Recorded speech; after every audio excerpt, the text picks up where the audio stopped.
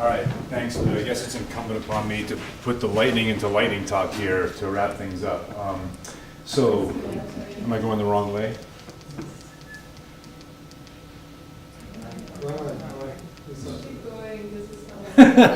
Way to sneak in extra slides, Lou. It's about to talk.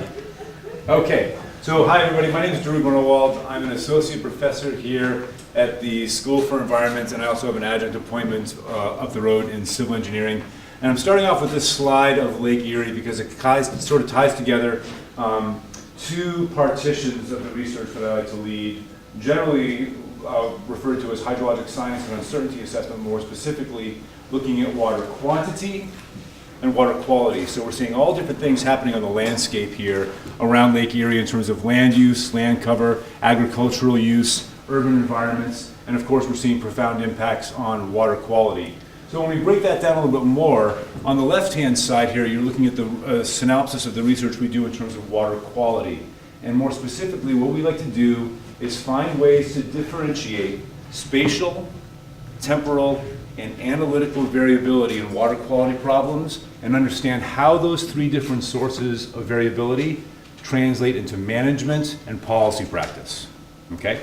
On the right-hand side, we're dealing with problems of water quantity and trying to make sure we can understand and perhaps even forecast big-scale hydrological processes.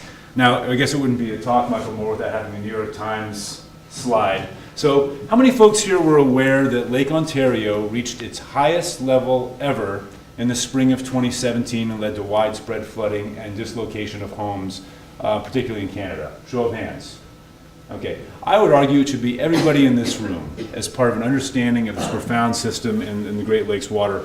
What you're seeing on the right here is the New York Times coverage of this incident, and this slide right here is a woman pleading to Governor Cuomo to mitigate the problem. And what she's actually asking Governor Cuomo to do is to get rid of the water from Lake Ontario by violating a binational treaty and sending it down the St. Lawrence River to Montreal and increasing the flooding there.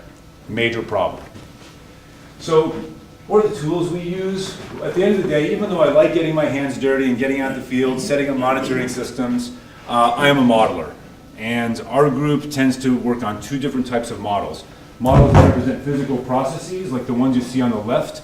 That's a lake effect snow event barreling its way towards Buffalo, November of 2014. Two important processes there, not just lake effect snow, but also these are the events that drive major water loss through evaporation off the Great Lakes. So we try to develop physical models that can represent these processes.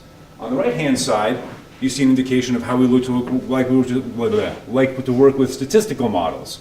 So we like to look at probability theory, Bayesian inference, and in this case, understanding how uncertainties and probability models can represent water quality measurements. And in this case, we were invited to develop a test kit that's used all around the world right now through a company developed by Mark Sobsey at University of North Carolina, Chapel Hill. So we developed a statistical basis for that test kit right there, and now it's used by this company, Aquagenics, all around the world.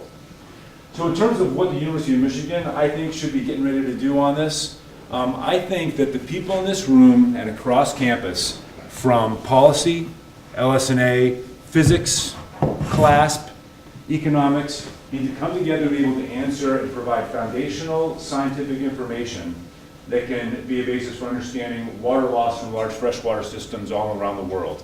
Starting with the Great Lakes, so that 20 years from now, people can say, you know, did folks at the University of Michigan and other institutions have the right questions answered, or did we not?